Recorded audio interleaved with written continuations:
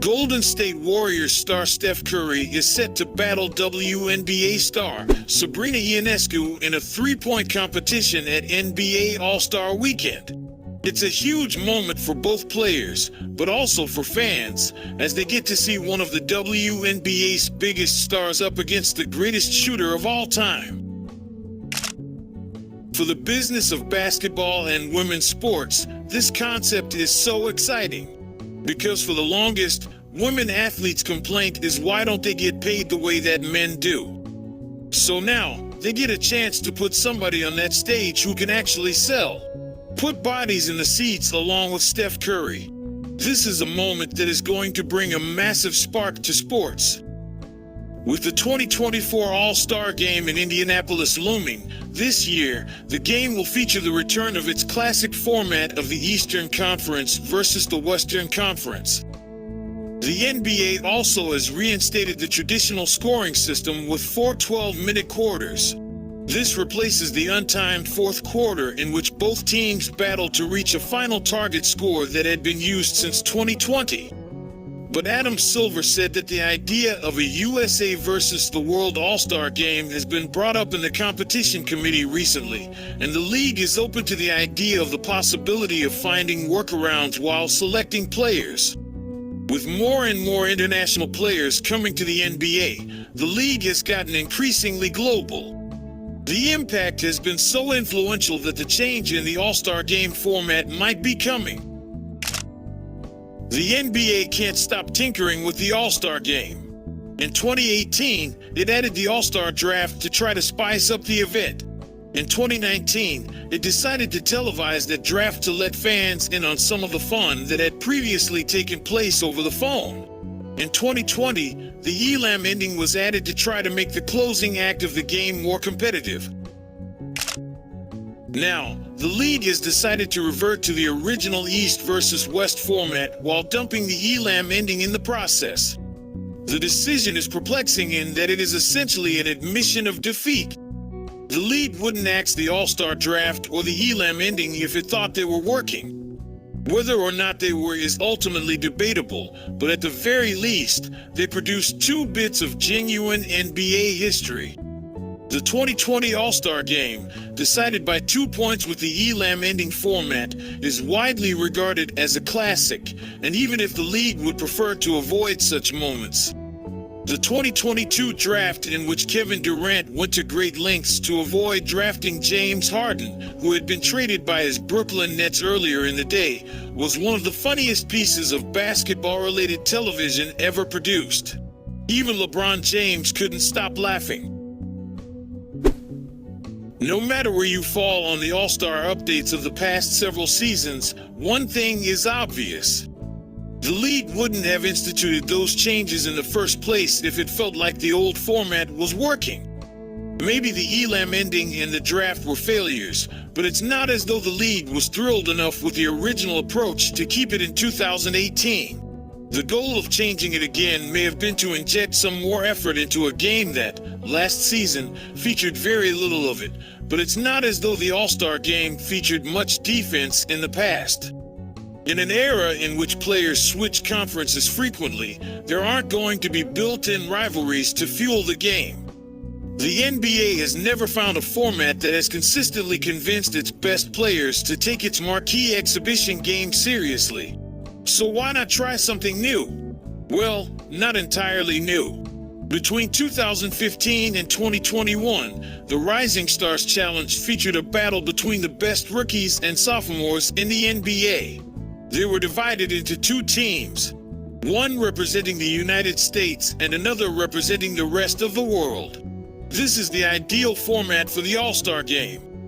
The last 5 MVPs have been won by players born in foreign countries.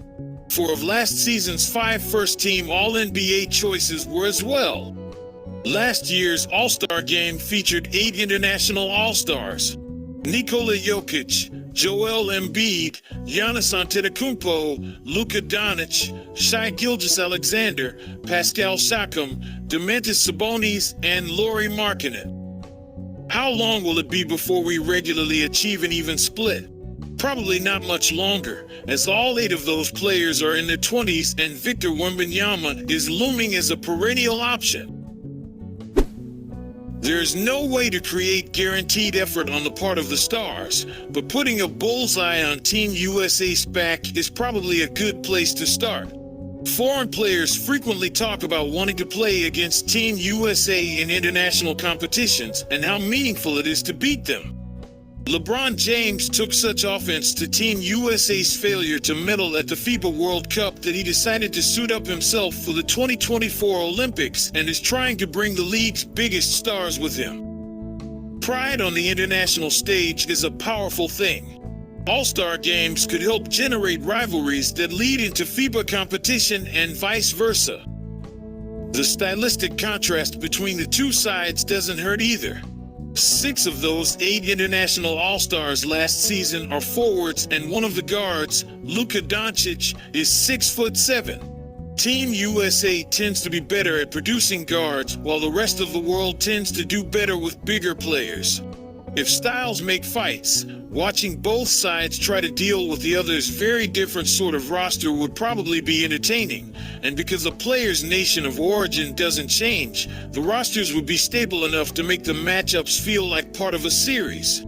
As a result, real history could develop within these games. The biggest concern here is Team USA's depth advantage. While the rest of the world is doing a great job of producing stars, it simply has a smaller player pool to pick from within the NBA ranks. The theoretical problem here is that enforcing the same number of All-Stars on both sides could initially lead to some unworthy international players getting selected over Americans. Eventually, that could flip with too many Americans getting chosen. Being chosen as an All-Star matter. It plays a part in contract negotiations, endorsements, and Hall of Fame cases. In a perfect world, we'd want the correct 24 players chosen every year. It's worth noting at this point that that's rarely the case. How many great players from the past 2 decades never made All-Star teams because they played in the stronger Western Conference? C.J. McCollum is still waiting to be chosen. Mike Conley only made it as an injury replacement. It's safe to say both were worthier than Jamal McGlory. There is a potential workaround here, though it would mean going above the typical 24 selections. The league could simply name its 24 best players at the All-Star break. From there, the team with fewer choices could fill out its ranks with the next best available players. Imagine a scenario in which one side had 14 players selected while the other had 10, for instance. The side with 10 could simply add the next 4 best players eligible to play for them and even out the rosters at 14 apiece. The All-Star game fundamentally exists for 2 reasons. Its stated purpose is to be the most fun possible exhibition for the fans and a showcase for the league's best talent. The actual purpose, as is the case for everything any professional sports league does, is to generate revenue. A Team USA versus World format accomplishes both better than anything else the league has ever attempted. The league's best players aren't the ones who might lose All-Star spots by switching to this format. American All-Stars number 13 to 16 might be in danger, but those aren't the players that fans want to see anyway. LeBron James and Stephen Curry are going to be chosen through fan voting no matter what. From a revenue standpoint, that's what makes this such a tantalizing idea. Fans in other countries would probably relish the opportunity to see players from around the globe take down Goliath.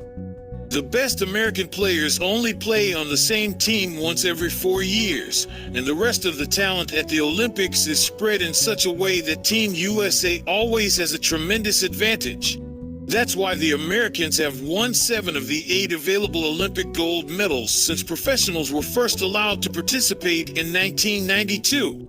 A format like this is the best possible way to make Team USA sweat consistently. The NBA itself has admitted that it needed to change the way it treats All-Star games. The new format wasn't working, but neither did the old one that is replacing it.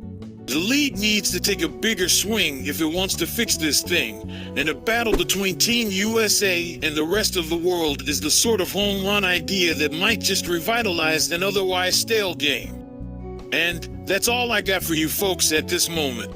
Let me know your thoughts about the NBA All-Star game. Would the USA versus World and NBA versus WNBA ideas be good for the league? Let me know what you think in the comment. As always, thank you all for watching. I hope you all enjoyed it, and I'll catch you all on the next one.